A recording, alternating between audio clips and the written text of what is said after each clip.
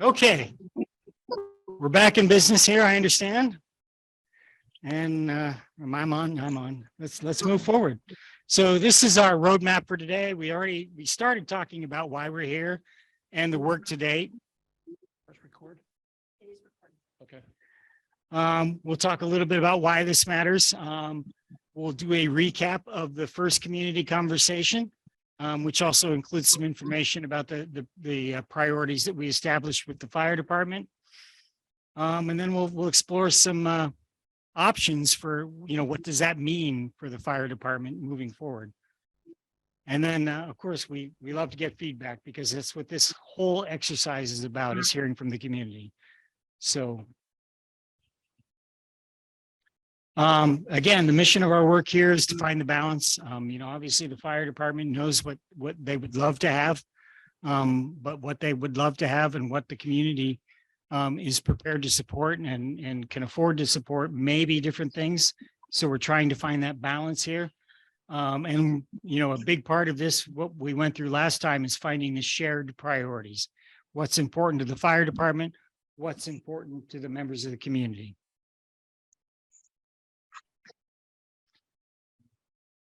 So we've been through the Mitchell Associates study, which again is available on the website. We evaluated that against the existing site, the building, and the program. We met with the fire department to prioritize. And then, of course, in community conversation number one, back in January, we did our interactive survey, and we got some good results, and we want to talk a little bit about those moving forward. So I'm going to do a very brief recap of some of the things we talked about in the first community conversation under the why it matters. The station design, it really impacts the health, safety, the volunteerism, and the response time for firefighting services. And this has changed a lot. Many years ago, I did a fire station. I was just talking about it while we were solving the technology back in Bloomfield, Connecticut. It was my first big fire station. And I can tell you that the way that we design fire stations today is very different from the way that we designed them then, because what we've come to understand is that there's a lot of health risks that come back from the fire scene to the fire station. And, what we're doing is we're creating this environment where the firefighters are bringing back potential contaminants on their equipment, the fire apparatus, their turnout gear, and they're bringing it back to the station where they're living or working or training. And what's happening is we expose, they're exposed to a risk, but then we compound it because we don't provide the proper safety measures in the fire station to separate them from that risk and to clean up, quite frankly, the equipment and make sure that we mitigate that risk. So that's been a big change. I've been doing public safety buildings now for more than 36 years. And that's a change in the way that we approach things. We're far more conscious about the risks that come back on the apparatus and on the equipment to the fire station and how it affects the people that are operating there. That is the biggest change in the fire service from a building standpoint. Obviously, there is a lot of training that goes on. We've spent the last couple of years nationally talking about the importance of training from the police side of things. But I have to tell you that on the fire side of things, training is equally as important. And I have been to your fire department on numerous occasions, dropping in and seeing the active training that goes on, because you do rely on a lot of volunteerism in this community. And those volunteers need to be trained. They need to understand what they're facing in terms of dealing with the equipment, but also dealing with the fire response. So all of these are important factors that directly impact your community. So we talked about apparatus bay height and width. That's a big thing. When the vehicle bays are very tight, it makes a dangerous situation, particularly when your emergency response. I like to tell the story of when my son was a Boy Scout. We went to the local fire station, And, the fire department was very gracious and showed us all of their equipment. And they were opening up the compartments on the sides of the truck. So they opened up these doors and we could see the equipment inside. And while we were there, an alarm went off. Somebody had a fire. They needed an emergency response. And so we moved all the Boy Scouts to the back of the apparatus bay so they'd be out of the way. And the firefighters jumped in their vehicle and started egressing the fire department. Unfortunately, one of those doors was still open. And when the fire truck went to exit out the apparatus bay doors, that door hit the overhead door jamb. And of course, everybody in the truck got a big surprise, but they also destroyed the track system for the overhead doors. Making sure that you have the ability to work and operate safely and you're not dealing with things. In this case, the only thing that got damaged was an overhead door track. But imagine if a person had been there and gotten struck by that. So, these are important things to think about. Way more accidents happen inside the fire station than actually happen in the fire scene. So we've got to protect that. We already talked about health. We talked about training. And of course, making sure that in the live work environments that we're not bringing those contaminants from the fire scene back to the firefighters. So a little bit of summary of the feedback. Let's see, over on the left, we got a couple of bubbles. Let's say 100% of the participants in the last meeting, the last community meeting, saw a need to improve the fire station. 86% of those people want the apparatus bays sized for future equipment. There's some degrees of how far into the future that goes, but the vast majority wanted to see some improvement in that. What I think ultimately what we arrived at is there was no real consensus on the future training. We'll look at those scores here in a minute to see what that means. But top community priorities were firefighter health. Interestingly enough, the top fire department priorities was firefighter health, operational safety, and bay capacity. So you and the fire department, the community and the fire department agreed on the top 3 priorities for their fire department. That's important because this alignment is, it can help us make decisions about what we actually do in response to the fire department need. So again, here's the survey results. And by the way, some of you were on your phones during the last meeting. Some of you actually filled in paper forms. We actually put the paper responses into these results. So they could be slightly different from what we saw live in the last meeting. But we asked, do you see a need? And this is that first bullet point I just read. 100% of the people said, yes, we see a need. The next question we start to lead into what needs to be resolved. So again, we asked about the priorities, and once again, back on those previous bubbles, we all agreed to the top 3 priorities were firefighter health, operational safety, and then the bay capacity. And then we started getting into some more detailed stuff. To what extent should training facilities be included in the design solution? You can see this is a scale. So from 0, don't include, to 3, solve for the future, we ended up with a combined score of 1.8, which says basically it's above match existing. It's just slightly below improve existing. So what we take that to mean is that, some additional training opportunities would make sense. But what I'm sort of reading out of it, we got to balance that, with what the cost is, what the impact is on the program.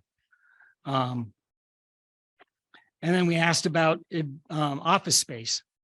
Once again, you can see that the results from don't include to solve for the future fell in at about 1.7, which says that, yeah, okay, we need to think about the office space, the workspace for people, but maybe not to the extent that the Mitchell Associates study indicated.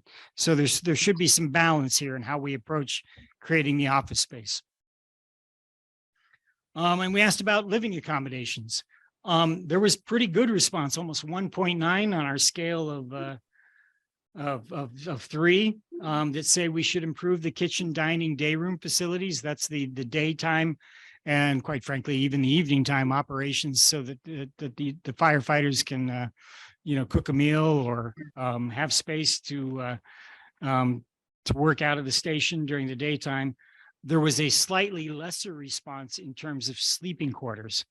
Basically what this is we do see a lot of fire departments thinking about the future and the need for 24-hour response. What we hear from the community is, yeah, we need to think about it. We need to think about storm coverage, but maybe we're not yet ready to embrace the capacity for 24-hour operations here.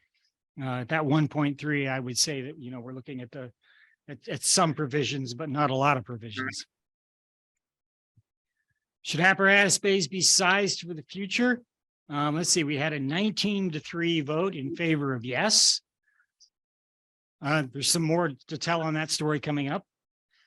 Should firematic support spaces, and these are the spaces that right now are in your apparatus bays, but would by current design standards should be separated from those bays. Again, and we talked about some of the details about that at the last meeting, but we had results that said 20-1 that we should be thinking about this and the safety components that go along with that. And okay, emergency response related spaces. What approach should we utilize? So this is more about thinking about the future. And so keep what you have. Nobody jumped on board that bus. Fix what you have. Of the respondents, we had about a third of people said fix what you have. And then about 2/3 said plan for the future. So, so we do think that there is community support for improving the situation. How far into the future is a question that comes up later. Oh, look at here it is. This is an interesting one. How far in the future should we plan? We had one vote for 1 to 5 years, and then we split on 5 to 10, 10 to 20, and 20+ years. And I did explain the last time that when we start talking about 20+, it's a little bit of crystal ball math here. I don't know in 20+ years, 25 years, 30 years, what the community looks like. All I can do is think about what are the things that I could do to help you be ready for that. In 5 to 10 years, it's a little bit easier. We were having a conversation while we were sorting out the technology earlier about future apparatus.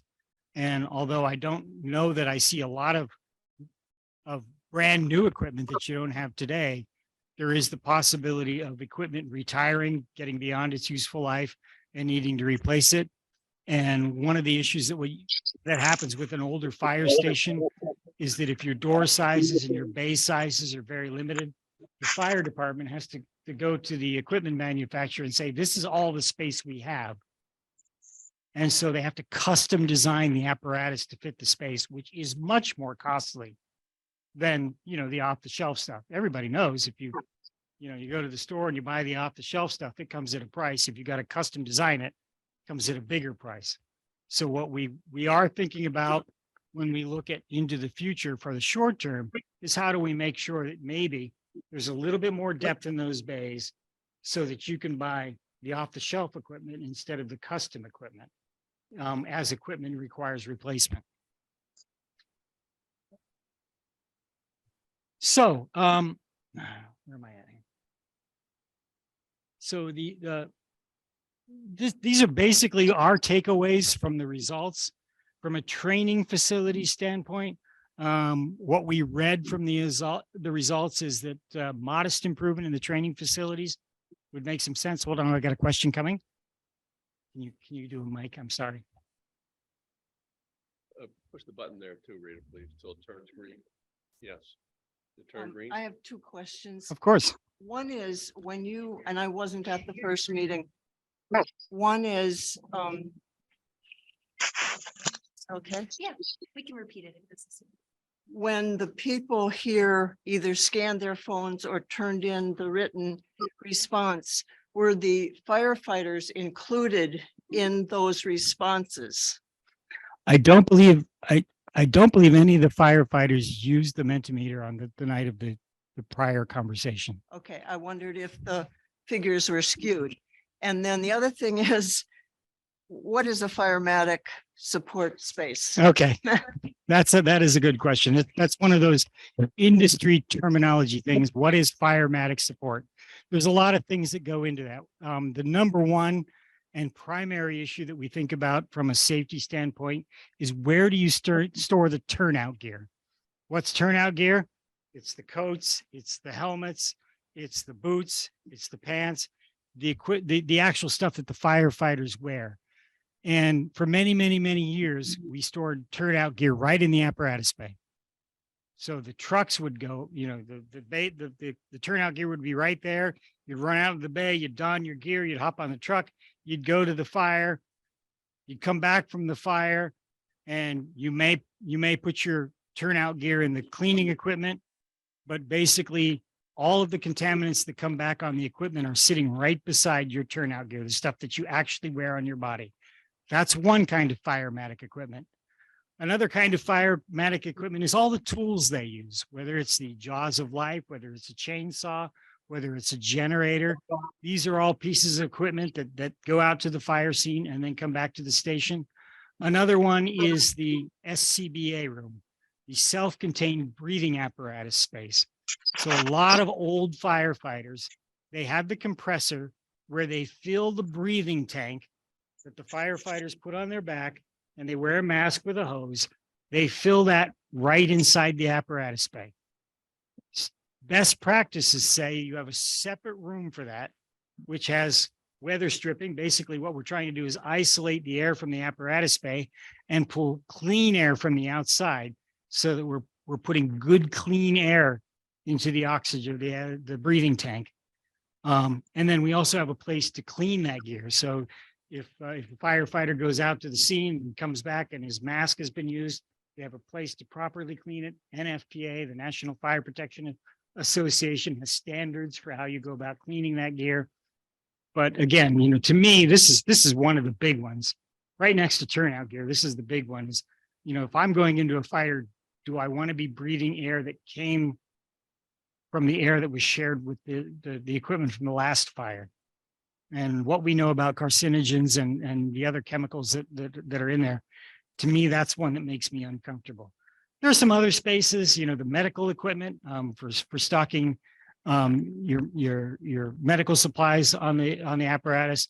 That usually gets a separate room as opposed to stored in the apparatus bay. Water, firefighters, because they're dealing with fires, they need water storage, they need ice storage. Can you get that off the bays so that it's segregated? Did I go? Oh, good. I did them all. Any space or area that supports the operations within to and from a response. So it's the housing of that equipment, housing of that gear, the capacity to decontaminate.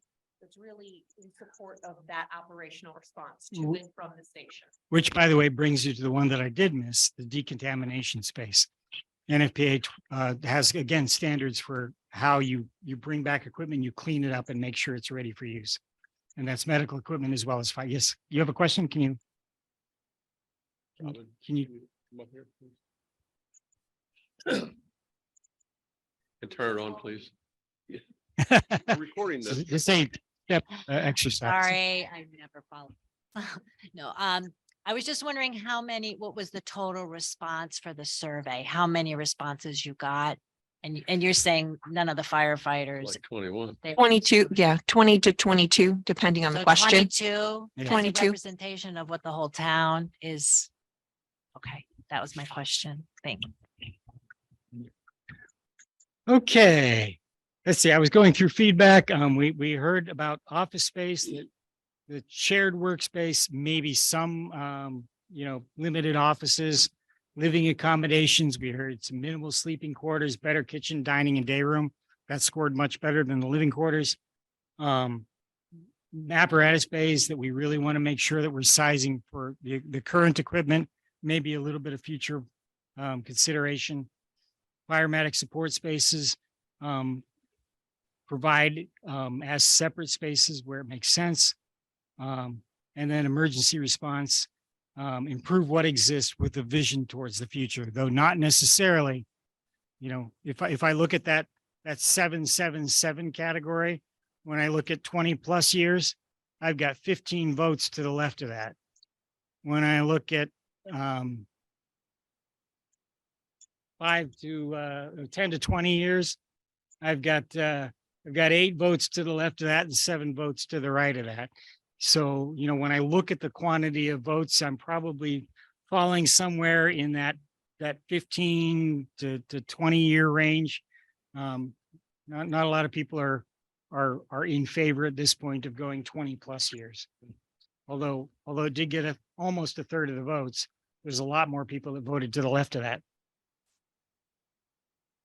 Okay, so with that in mind, we'll take a revisit of the previous study. This is, again, I know Mitchell Associates. I've worked with them over the years periodically.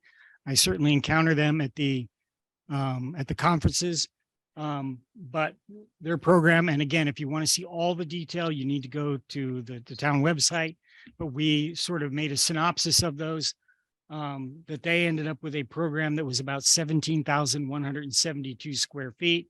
You can see the distribution, with public and training, about just shy of 1,500 square feet, administrative offices shy of 800 square feet, living space just shy of 1,700 square feet, apparatus bays just shy of 6,700 square feet.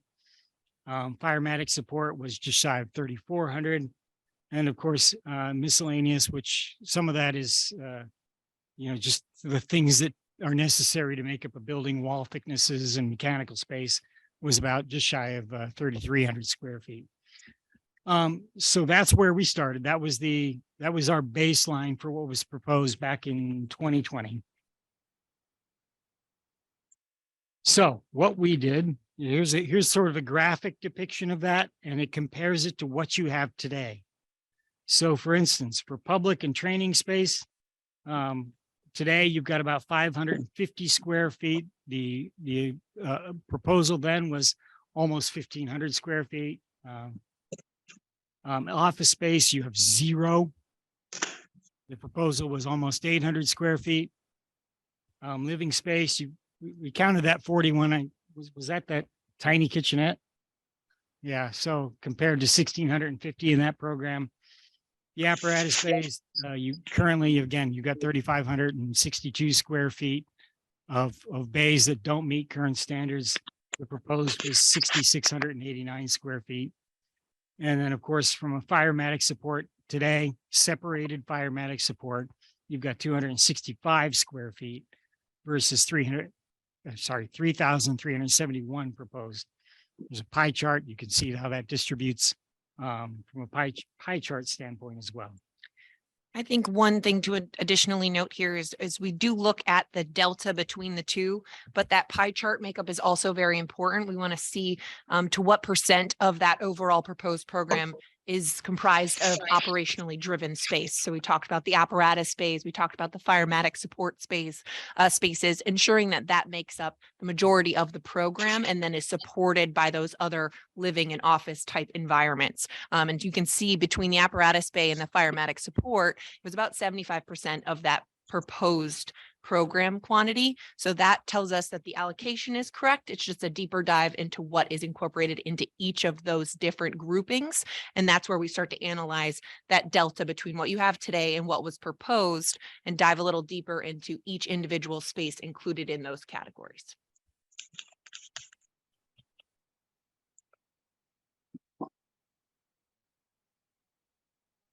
Okay, 2 slides back here. Let me get out of the way.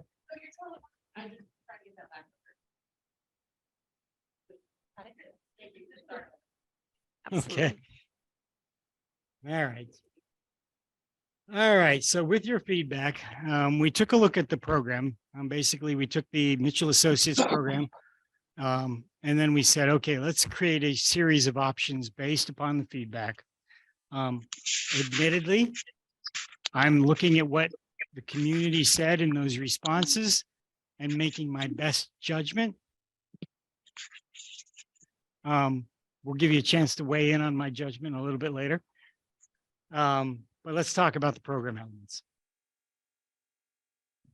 Really quickly, I want you to, I got to give you a little bit of homework here about understanding, you know, how we calculate space when we do architecture here. And there's a lot of different ways of looking at how space is utilized. This is actually a slide that we utilized in the last station design conference. All of these give the same number of workstations, but they do it in different ways. And this can be true of many of the spaces inside the facility. So for instance, the far left there says it's almost 600 square feet for 6 workstations. 2 of those are in private offices. 4 of those are in a shared work environment. And then the middle one says, okay, all right, let's be a little more efficient. We get down to, you know, under 500 square feet where we have 6 workstations in a shared work environment. And then of course, the last one to the right there says, all right, let's be super efficient. Let's be really, really minimal on our circulation space and get it down to 432 square feet. This is important because every element that we look at in the program and that Mitchell Associates looked at in the program, they think about, okay, you know, we don't know what the building design looks like yet, but we're going to assign the square footage based on certain assumptions. And you can see that when I base them on private offices, I end up with more square footage. When I really get lean and mean, you know, I can get the square footage down. I can lose, what is it, 95 plus 78, 68, you know, 170 square feet and still have 6 workstations. So that's a little bit of the way that we started looking at the program, is not only, you know, where we can be lean about spaces, but how we can use space smarter or more efficiently to help you reduce the overall square footage of the building. Facilities of this nature, square footage is one of your greatest cost drivers. So that is one reason why we look at with a very tight lens on the square footage itself. Because when you can reduce the square footage, you have the highest direct impact on that overall total project cost. So again, looking at the arrangements and some of the descriptions, you know, we are trying to maintain program, but reduce area, and then be efficient with the use of our program area. So we have 3 different options. You can see the gray on the left is the 2020 study at 17,172 square feet. Our option 1 was our leanest and meanest at 12,276 square feet. Option 2 came in at about 14.6 thousand square feet.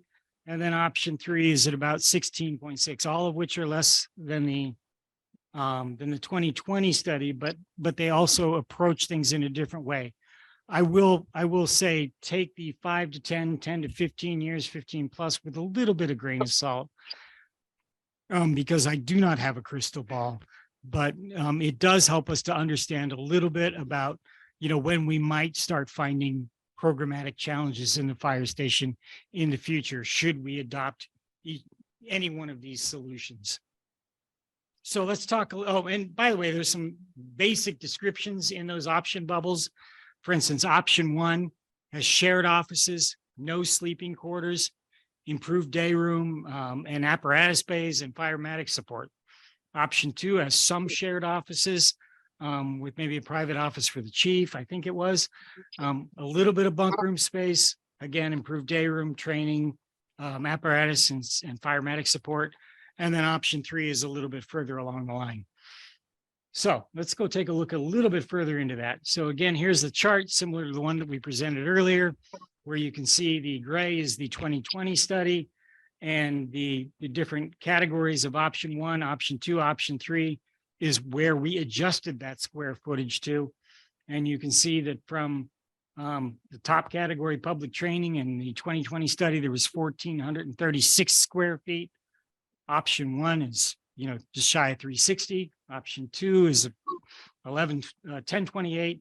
And option 3 is, we're going to tell you how we got to these numbers in a little bit here. That is 1286. But you can go down the chart and see the differences between the original program and the program options, and how that translates into square footage per category here.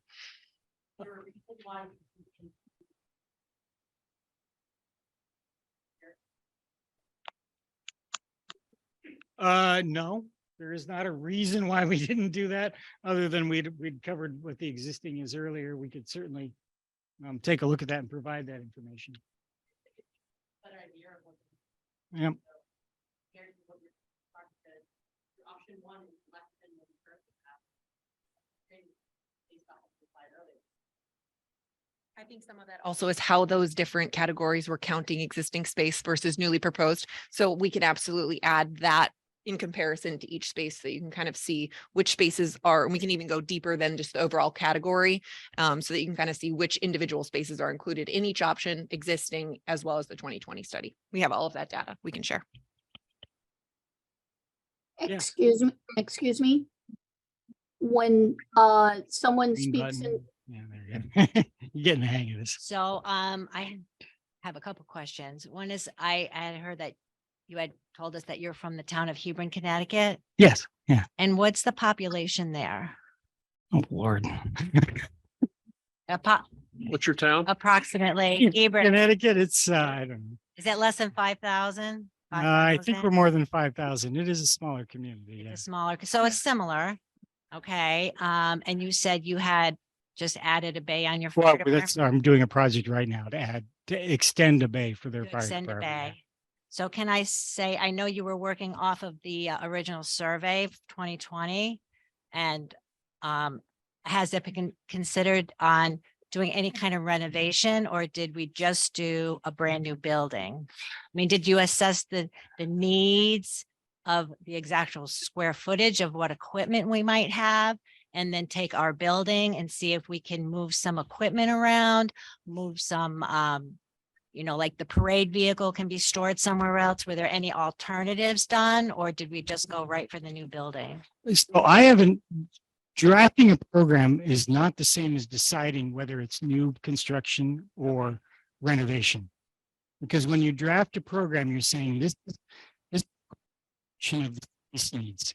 Now, in order to satisfy the space needs, you have a number of options. Right. One is to build a building. Right. 2 is to use your existing building to satisfy some of those programmatic elements, and then maybe do. I missed something. No, someone said it wasn't being pretty. We're gonna have a piece I know of some people recording. like your great question, great presentation. One thing is that this will be available online after, but I just want to make sure it was recorded. Look at it, they don't have a chance of confusion. So they say something, oh, it's online. Okay, great, terrific. We're double checking our recording status here. We are re-recording again. Okay. So, sleeping quarters. So again, I was at option 1 has none. Option 2 has a little bit for some storm coverage. Option 3 has accommodations for 4. Kitchen, dining, day room. Again, this scored higher in our previous community feedback from the participants that were present or online. In option 1, again, it was a shared space with the training space, where options 2 and 3 provide various increasing capacity for that component. Fitness, option 1's got nothing. And option 2 and 3, again, increase in square footage allotment for that. Apparatus space, this is a little bit dicey when we explain it. The apparatus space in the study accommodated all current and future apparatus. Looking forward, probably 20-ish years. Option 1 is really accommodating your current vehicles. Option 2, make sure that we get the trailers that are currently stored outside into inside space. In this option, we are giving a little bit extra room so that you can have some flexibility in future ordering when you replace equipment. And then option 3 gives you a little bit more future growth capacity. And then again, on the firematic support, again, it is a tiered sort of thing where we're addressing some of the primary needs, turnout gear, SCBA, and then building on that as we move forward in the spaces. So again, they build upon one another. You know, the 17,000 that was in the Mitchell Associates report is a good synopsis of a very long-term solution for your department. These give you sort of intermediate steps along the way. And again, if your community doesn't change dramatically, maybe the lifespans that I've indicated could last longer. You know, I don't want anybody in here to think I have a crystal ball. I wish I did. It would make my job a lot easier. But I make the best guess.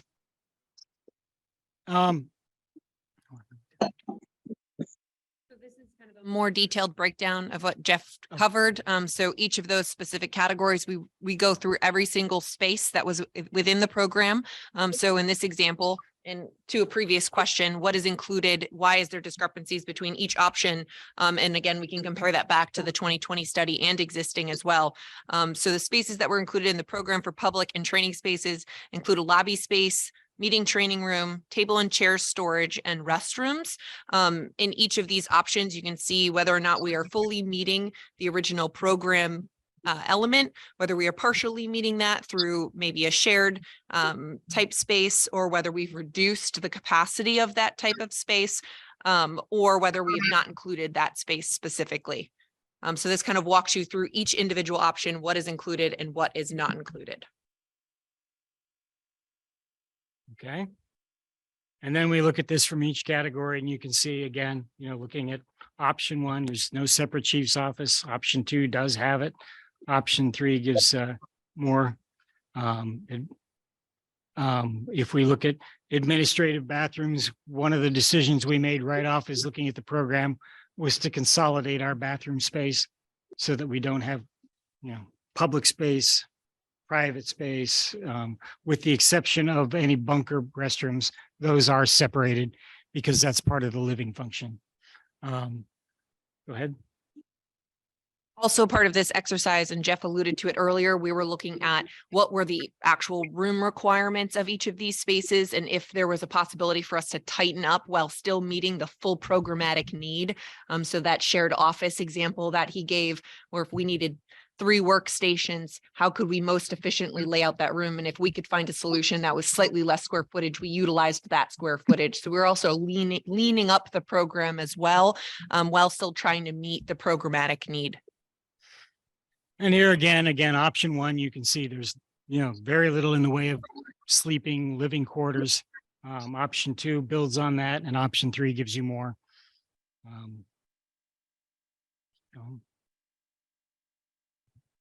And then apparatus space. Again, option 1, it gives you more appropriately sized bays for your primary response equipment. It does leave your trailers, which are currently outside still. Option 2, make sure we get those inside. And then option 3 gives us more room for future expansion of that equipment as we go farther into the future.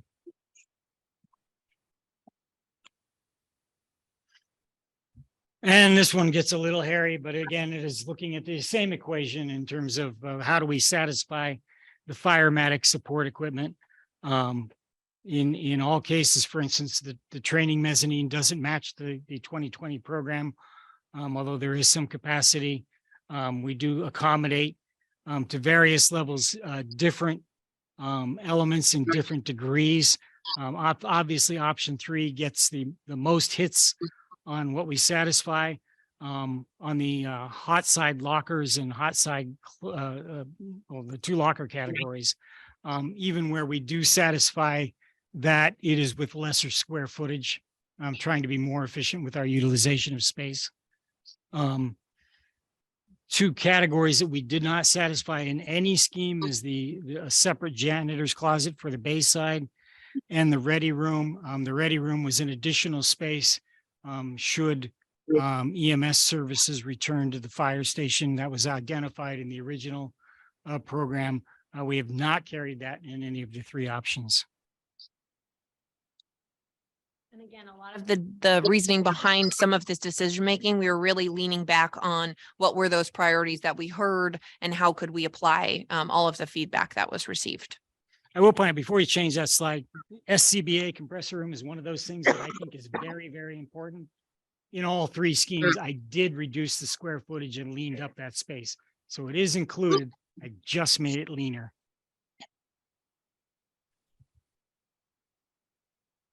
Again, we're back to this question of how do we find the balance? We've tried to use the feedback that we did receive to make some assessments and judgments on the program. And then, you know, we're trying to solve for the next 10 years with maybe a little bit of vision for what happens. We're not really looking 20 plus, but we are trying to give you some future accommodation in this program.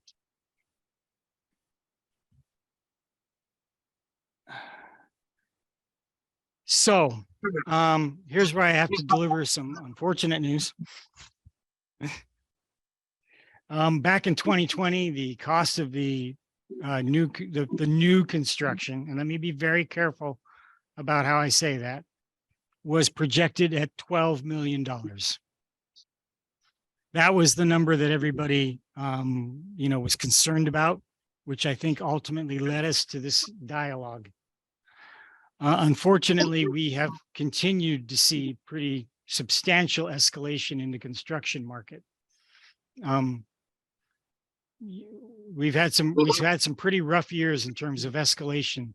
Right now, the construction market remains in Massachusetts remains very busy.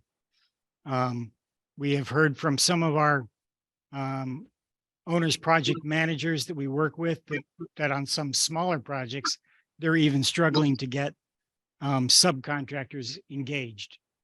But across the board, we have seen pretty good escalation since 2020. So again, I haven't designed any buildings yet.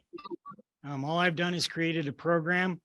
And there are still things that this community can do to manage budget. But option one, at almost 5,000 square feet less today, we're putting it a range of 10.9 to 12.3 million. Now, the 10.9 is going to lean more towards renovation. There may be more things that we can do to sharpen that number in the future. But again, a high level, looking at it, that's the range we're seeing for this kind of work. 12.3 would be new construction. For 14.6 thousand square feet, we're seeing those numbers come in again, based on other projects in Massachusetts in the range of 13.1 to 14.7. And option three, we're seeing that kind of square footage coming in 14.9 to 16.6. I don't want you to think that there aren't still options available to you, but the three program options we derived from the feedback from the last community session, and we've gone through this exercise, this is where we're seeing them right today. Now, the way that you do construction can have an impact on that. You know, again, if you do stick frame, that can bring it down. If you do pre-engineered buildings, that can bring it down. Those are all things that can be explored in a conceptual design exercise. But I would be not faithful to you if I didn't tell you these ranges of what we're seeing in the marketplace today. So a few additional things to note. When we're talking about escalated costs, we are not actually using today's costs because the project is not being built right now. So these costs are actually escalated out and assume a construction start Q2 of 2024. So next spring. And then those costs are escalated to the midpoint of an assumed construction window. So we say, in theory, the project's not being built today. It's not ready to be built today. If we were to go through a full design process and put a solution out to bid, those subcontractors and contractors would escalate their own costs out to the midpoint of that construction, because that's when they would be purchasing those materials and they would be performing the work. So these costs here are actually escalated out well into late of 2024, assuming a year long of a construction window. So just to give you a sense that this is not today's numbers, these are assuming costs into late 2024. A change in the market always has an impact on this. You know, Thanks, Bob. some of my best performance on bid day have come with downturns in the market. Again, I don't have a crystal ball to project that to know if that's coming or when it would come. The one thing I will say is that in 36 years, even when we've seen downturns at slow economic times, that it tends to rebound and then move back forward at a more rational escalation point. I would love to say that if you waited, it would go down, but I really have no empirical evidence to support that other than these brief blips, you know, as the market enters a recession. You know, I've had a couple jobs that benefited greatly from that. One down in Virginia that was sitting there with a $13 million estimate. The economy turned down and we ended up with a $9 million project. But those happen rarely. Another thing to note is this is based on current costs per square foot that we are seeing with like facilities that have either been bid recently or estimated by a third-party estimator recently. One thing that we do always ensure is if we were to move forward with a solution is that we would send the actual design solution, so the actual floor plans, elevations, details, to a third-party estimator at the conclusion of every milestone phase to ensure that we are maintaining and monitoring the project budget. It's really important that we don't generate our own estimates. When you have a number that you know you kind of want to work towards, it's very easy to kind of make that number happen. So we do send that to a third-party estimator who has a much better sense of the market. We tap into all of our contractor partners and see to leverage what they are understanding and know about the market and kind of come up with that third-party opinion of probable cost. And again, as we build in detail to the project, we do that at every phase to ensure that we're staying aligned with whatever budget is determined that we have to stay within. So this is just based on other similar facilities, cost per square foot applied to the programmatic square footage is determined as a part of those options. So this could be refined if a specific solution were to be determined. So that is a very complicated dialogue we just engaged. Are there any questions on that right now? Can you just come up to a microphone anyway?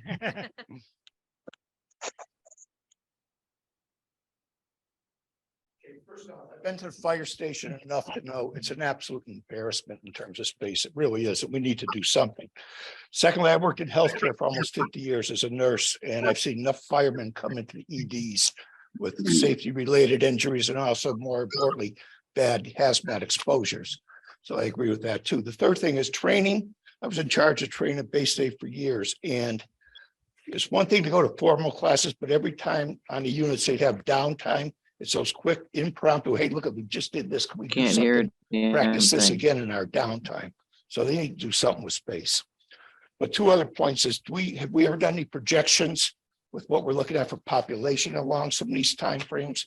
In houses, it could be more facilities built. Are we going to go downsize, population upsize? And those issues, there was one other, I lost it.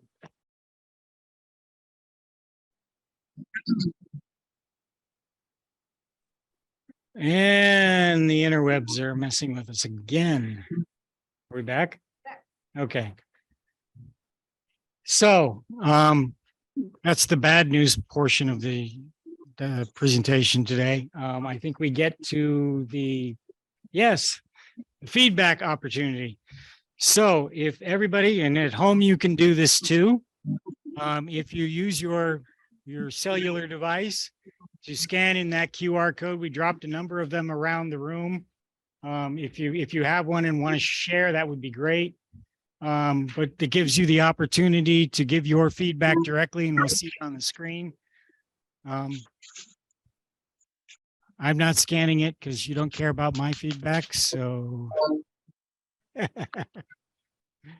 Excuse me? Yes. Do you have a comment you'd like to share while everybody's getting their QR code in there? Come on, please. Okay. Right. I want to actually thank the fire department because I think everyone realizes that something has to be done. Okay. They do an awesome job. It's been that building has been in neglect for years, and we're not saying, you know, or I personally feel, and the people I'm speaking with, something has to be done. Our population, like I just looked up your population, if you say you live in a small town, we're half the size. We have less than 5,000 people. We have a good percentage. I had heard roughly 30%. I'm not sure how accurate that is, are an elderly population living on a fixed income. I think it's going to be very difficult to come up and jump right into a new building.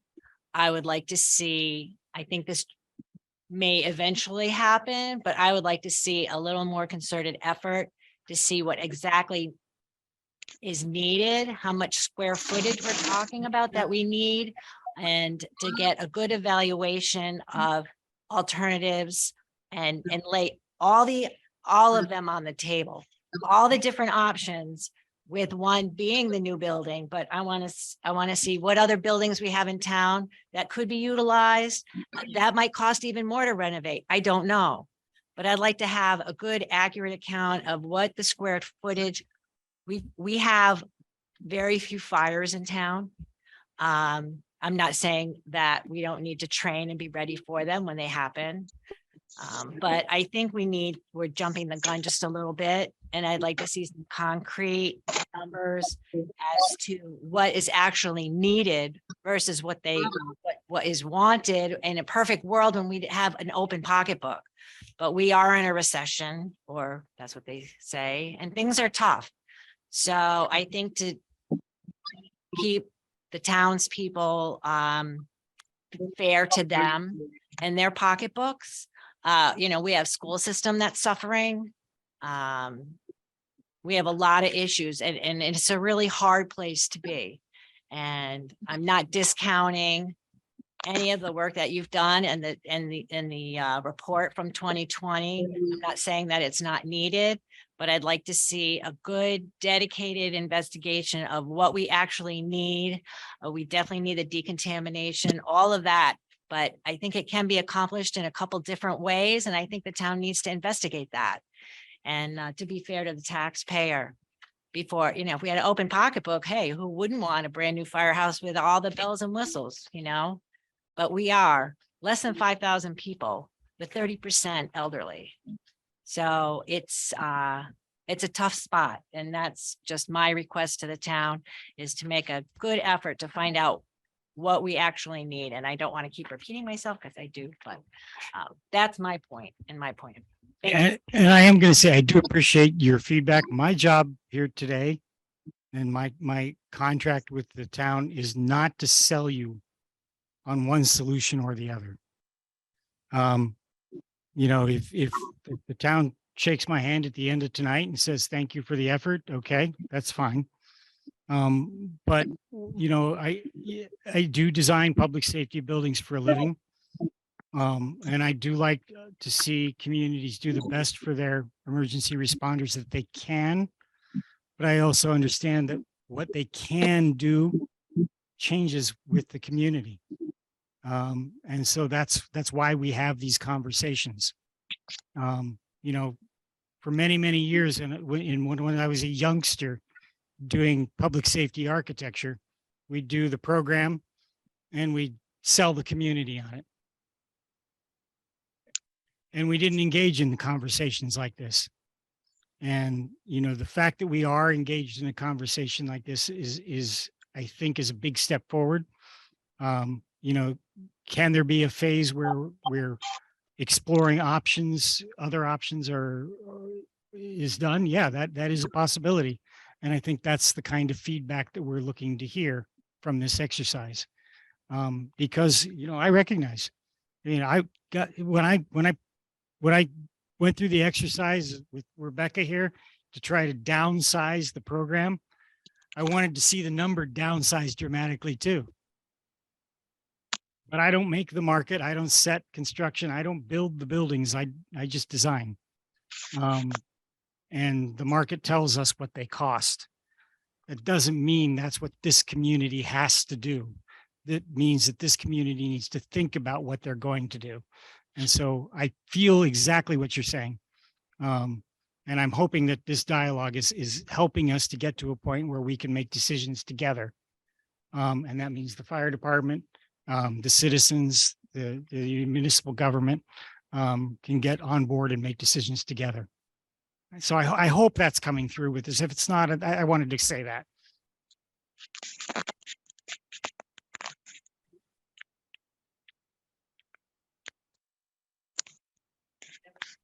At this point, I have not been charged with designing anything. For this exercise, I was charged with having the conversation to understand where the community stands on this. Now, there is an option that I presented in my fee proposal that could look at doing a conceptual design based on the results of this exercise. That's up to town administration to decide if they're going to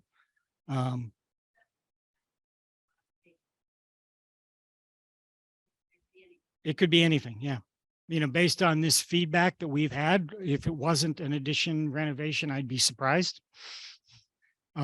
We did hear, you know, the possibility of exploring other options.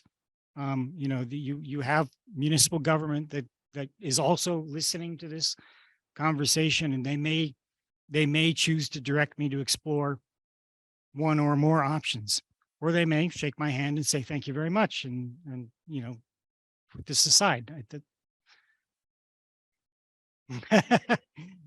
You know, it's, I can't express how important it is to just get this dialogue out here, because so many communities in my career haven't had the opportunity to do this at this level.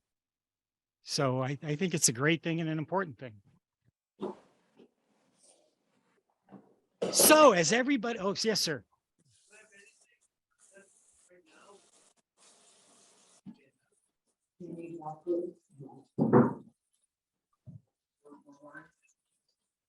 Well, the ranges we did, we actually looked at, you know, some renovation cost per square foot. So on the lower end of the range, it makes some assumption of using portions of the existing building. Again, I had my charge at this point has not been to design anything. So I can't send it to an estimator, huh? I'm sorry, I missed.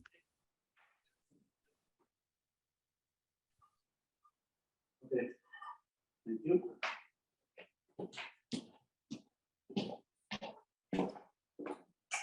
I think that the existing building, I leave that some of it alone. Because even to get. Oh, somebody's asking, do you have anything you could present to us right now for the renovation of our building?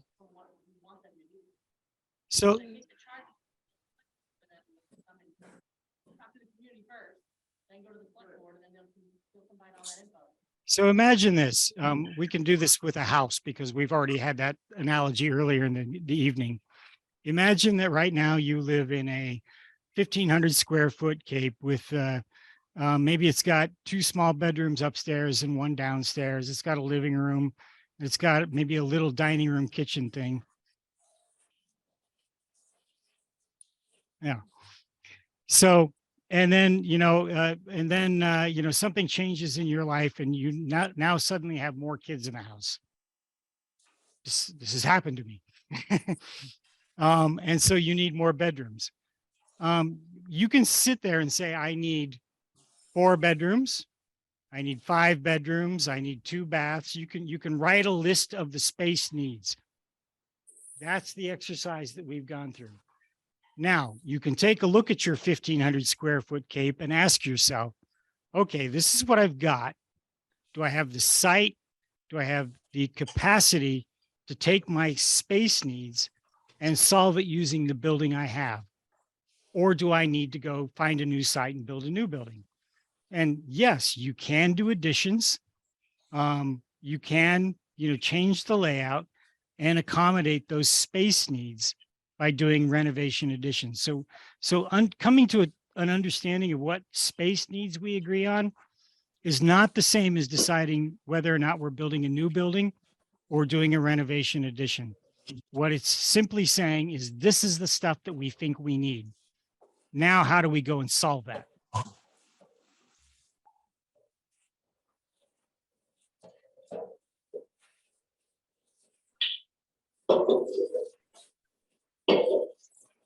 I'm working on that one myself right now.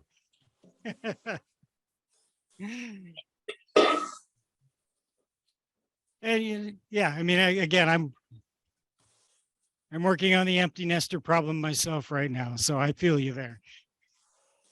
Everyone, selectmen have not made a decision to build a new building.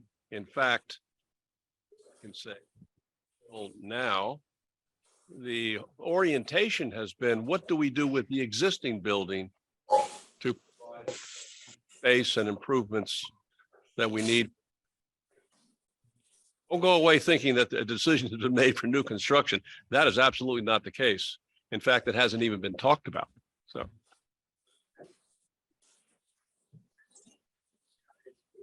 That's that, our old, was mayor, but he's been our counted this for a while. He's like a retired something or other. Was he a judge or something? I don't know. He was a mayor, I think. So we do have a question that came in on the chat. I'm going to ask Rebecca to read it. And I think this is a question for the fire department. The question that came through on the chat was how many times in the last year have the volunteer firefighters been called to a fire between 5 PM and 8 AM? So the overnight Yeah, shift. good question. How many times in the past year? Probably 0.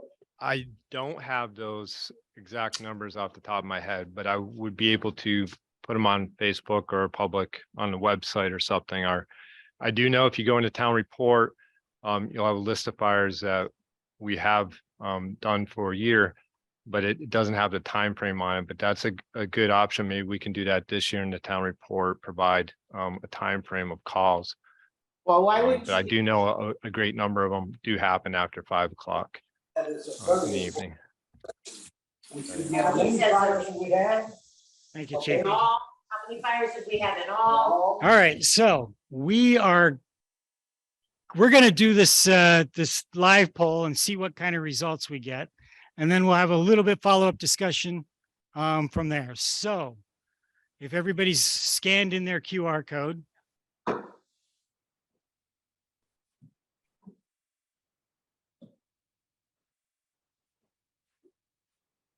All right. This is the one we showed you what your feedback was. We showed you how we tried to respond to it. This is a test of whether we did that well or not. So do you think the options reflect your feedback? That's the question.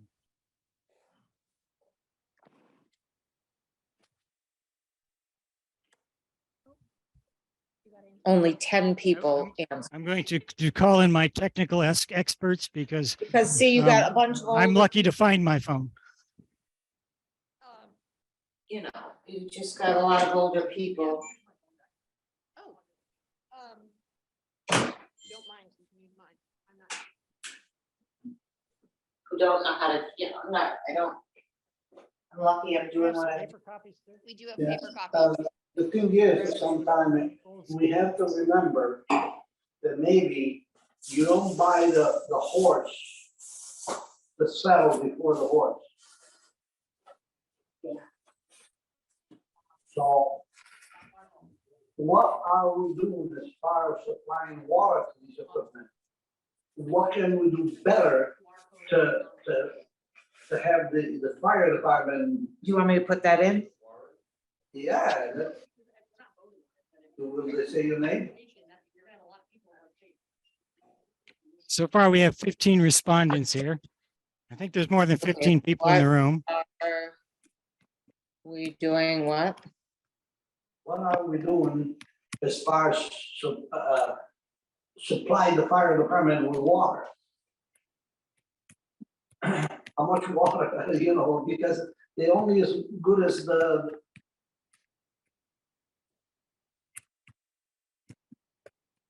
There's a question on the floor about whether it would make sense to do a smaller substation rather than What are we doing expanding as the far as supply headquarters. fire I department with would, water? I would invite the chief to respond to that, but what we do find, particularly with volunteer organizations, that it's more effective to use a single station because there's, quite frankly, there's a camaraderie that goes along with the volunteerism if they're all coming to the same station and working together. But that is a possibility. Chief, do you have any feedback on that?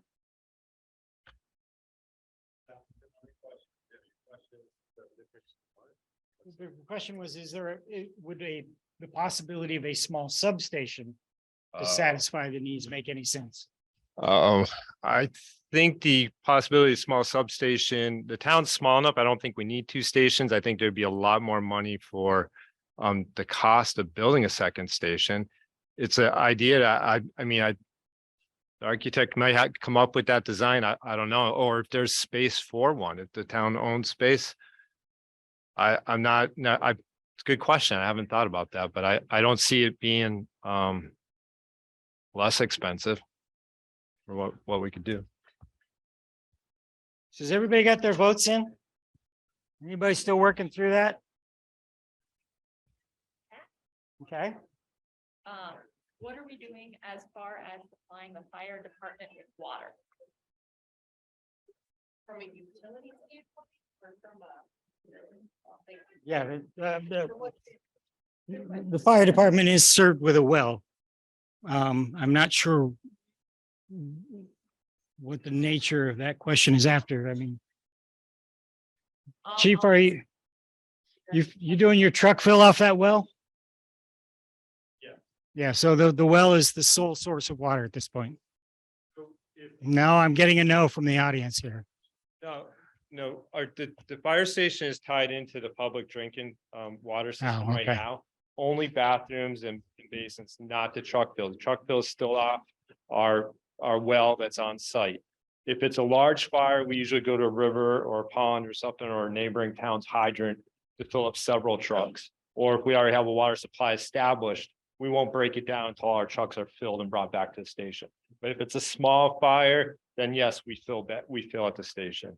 A couple 100 gallons or 300 gallons. Something.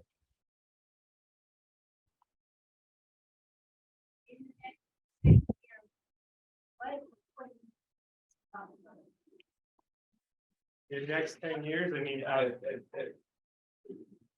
okay, the question was the next 10 years, what equipment would need to be upgraded? I do know that the tanker, our tanker truck is at close to the end of life. That would be the next truck that would need to be upgraded. I don't see any, besides the truck, we do need a new SCBA Cascade filling machine. That has been around for about 15 years now. Our SCBAs have a few more years before they need to be replaced, but those aren't as large as a piece of apparatus would be. I think that's what you're saying is the bigger cost. Yeah, the tanker truck's a 1990 right now. So that would be the next age to go.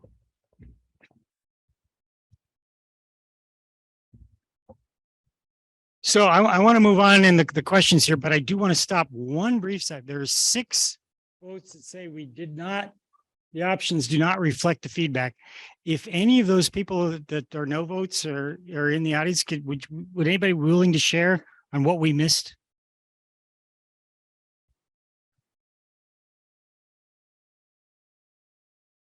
Okay, no takers. if you want to share with me off mic, that would be great as well, because I do want to understand what we failed to understand. All right, so let's go to the next one.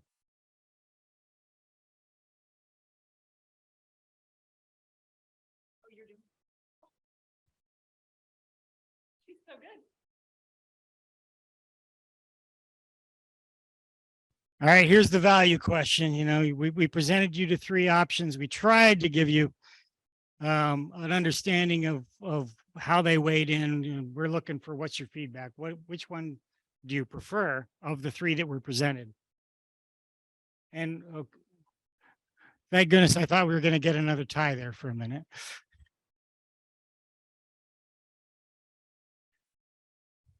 I think we addressed that in a bit here. Again, it is not new construction. We're talking about the program, not whether it's new construction or not.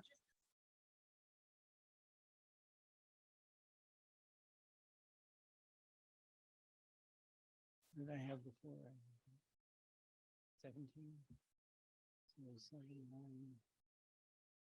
13.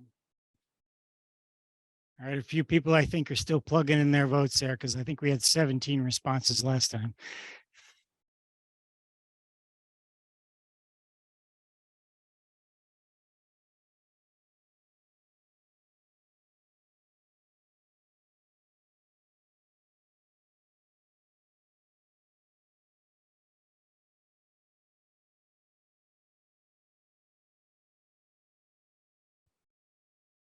All right, I don't see any more new votes coming in.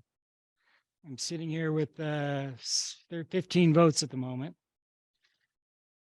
And everybody's leaning towards the middle option at the moment. So let's look at the next question.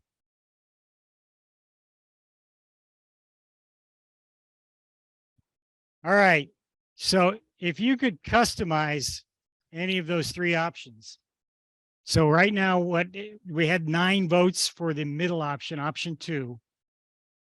And this is a sort of a scalar thing here. So you can, it's a slide bar. So if you would, you know, if you land in the middle, then you'd say leave it alone. If you land to the left, you'd say decrease it, or is that correct? And if you land to the right, it would be increase.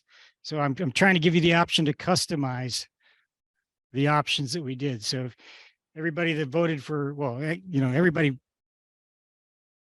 Yeah. So, you know, we had a majority saying option 2. What would you change in option 2 to make it even more customized to what you're looking for?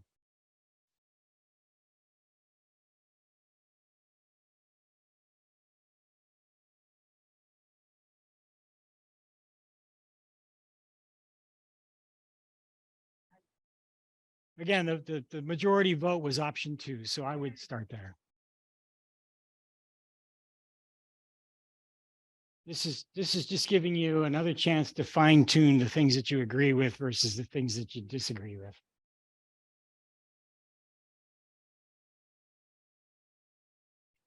I know how many responses. Is that 8? 8. I'll give it a little longer since I only have 8 responses.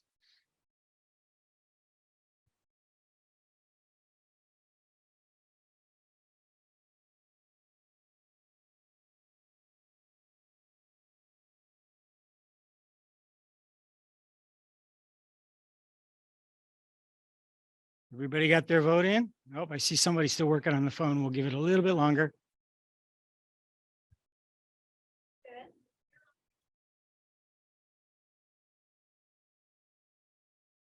Go ahead. So 0 means you would decrease the square footage from what we've currently shown. The 1 for the middle option would be no change, and then the 2 where our options to the right would increase. It's also at the bottom. It's at the bottom on the sheet under here what each column means. Normally we put the top and on the bottom.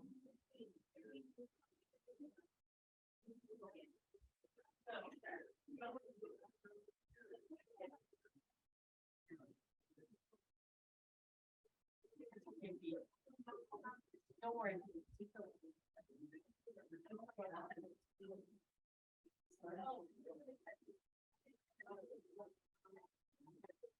It's right on the side to what you need.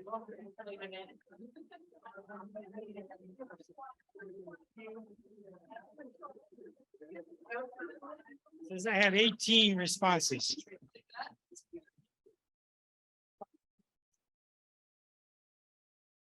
Some are doing it on paper, so we'll put those in later. All right, do I have another one? Yeah. Are we good? Mhm. All right, this is, the teacher evaluation thing you always get at the end of a class. Do you think this process was helpful?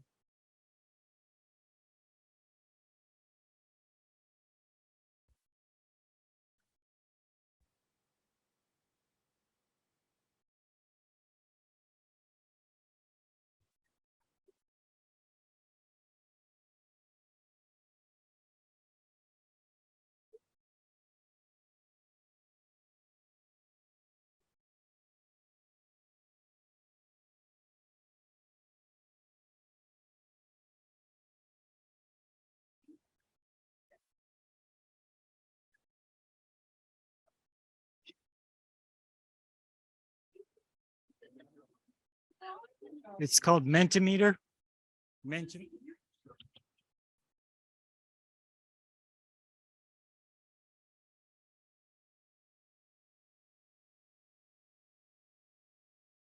I'm closing. Because all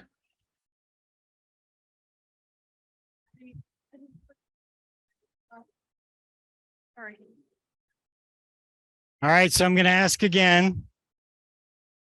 40% say this exercise was not helpful in establishing the need. Can I get an understanding of why that's the response?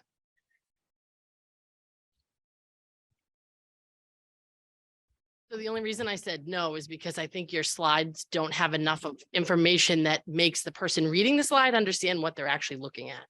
So where you're talking and you're sharing information about existing, but talking about whether it's new or amending or changing, I don't think there's enough information for the person who's looking at your slides and voting to understand what they're actually voting for. Okay. Anyone else? I said no also. Because it wasn't what I expected. I mean, I think you did a great job making your presentation and it was informative. But I wasn't expecting this type of presentation. I was expecting, we need to address the fire station. The need is the fire station. And what do we do about it? These are the options. Okay. That's what I assumed. And you don't feel like that's what we presented? You don't feel like that's what we presented? Why not?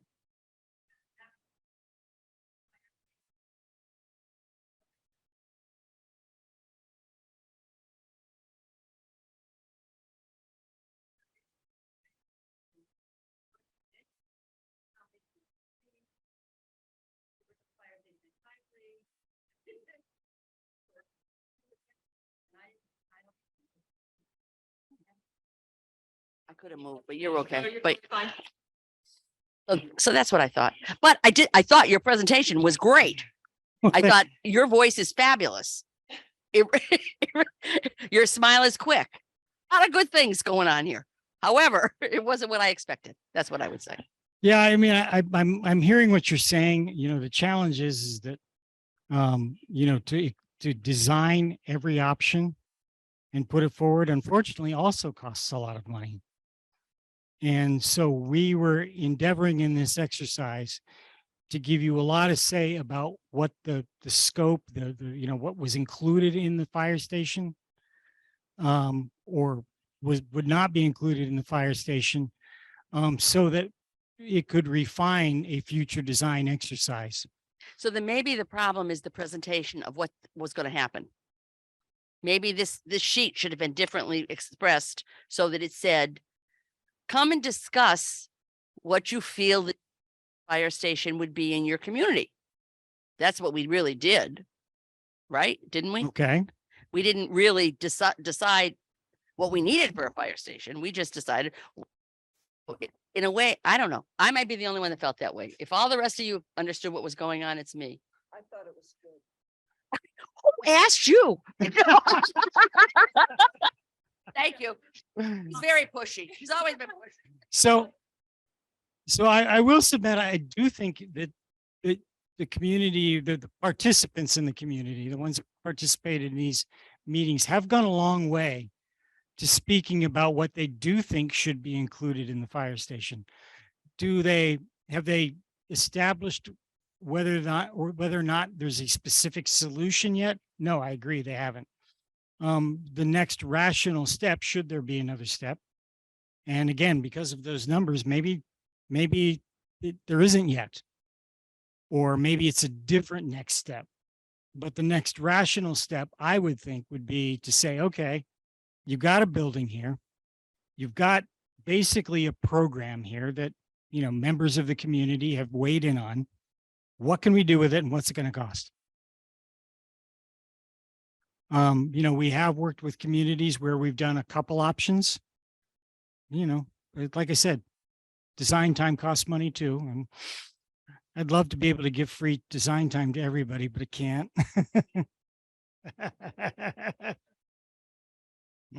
Yeah, if there's another grant, yeah, that would help. Yeah.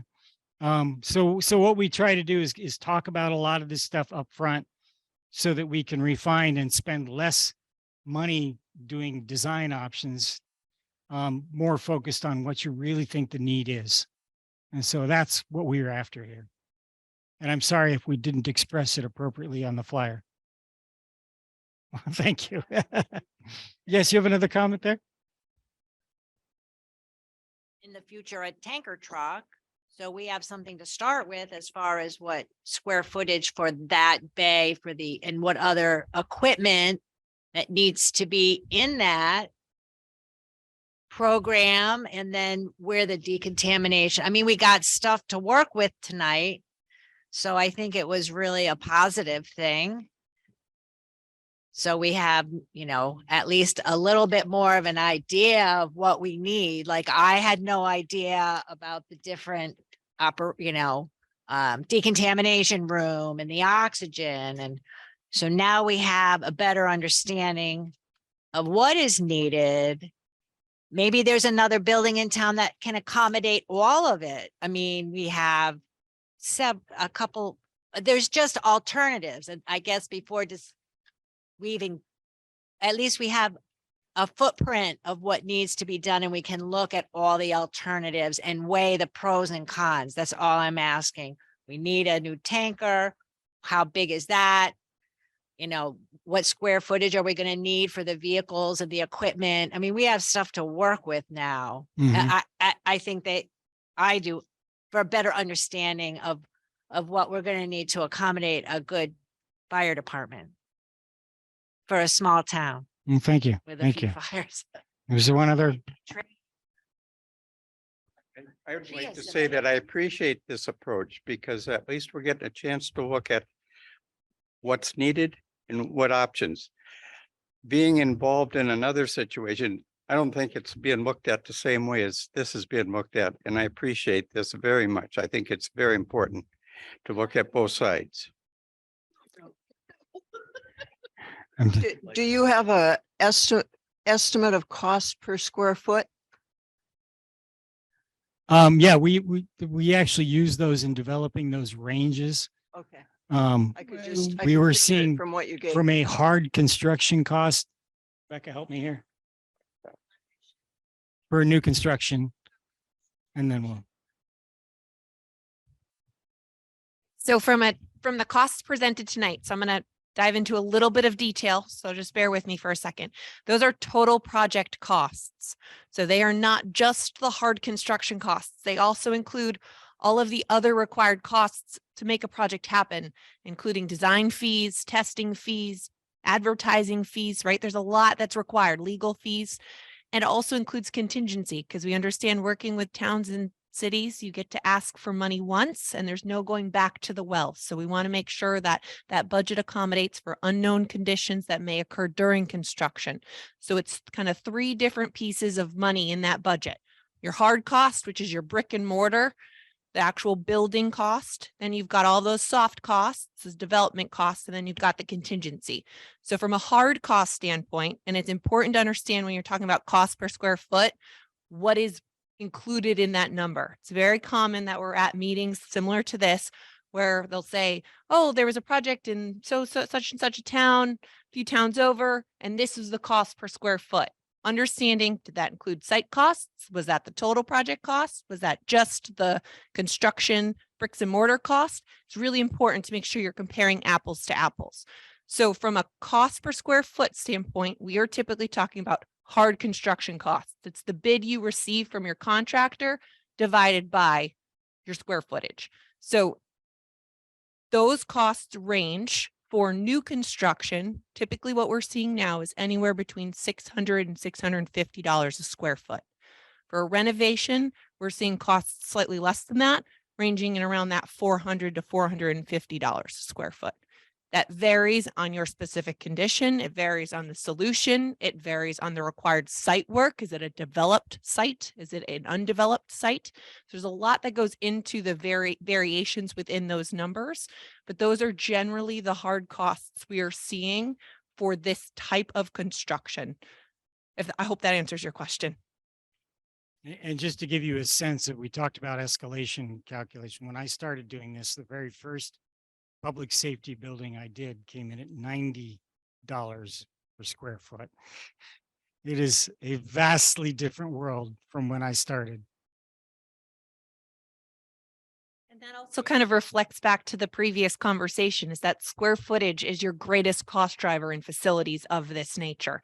If you reduce the square footage, even 100 square feet, and Jeff and I have presented to this at national conferences, 100 square feet trickles down in that overall total project cost. It's not just that $500 for that 100 or whatever that square footage is. It then, things build on that. That is escalated, that the contingencies or the percentages built on that. So what was originally $100 a square foot is actually $130 a square foot. So it's the easiest way to manipulate or to effectively change your total project cost. So square footage is your greatest opportunity to kind of determine that overall project budget. It's not like residential construction where you change the finishes, you go from a granite countertop to a different type of solid surface countertop, and it's going to have a extreme impact on the budget. For facilities like this, that is a much smaller proportion of the total project cost. Square footage is going to have a much larger impact. So it is different than residential construction in that way.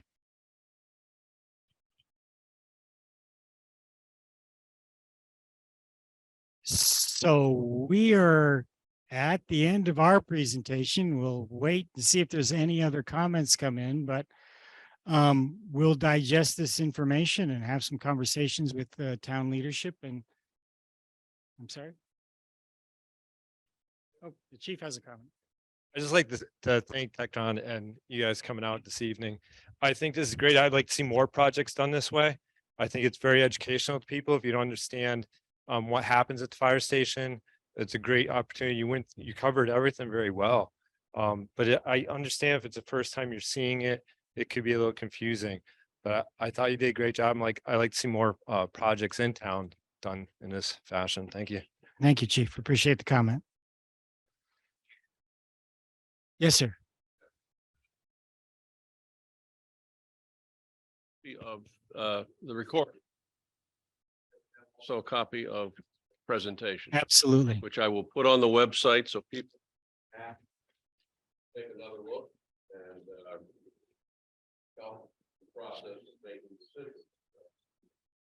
And then at some point in the future, we can have a conversation about where, if anywhere, we go from here. Okay. Thank you so much for your participation. As I said earlier, it's sometimes difficult to get feedback, but we do appreciate everybody that participated either in person or online. And have a great evening.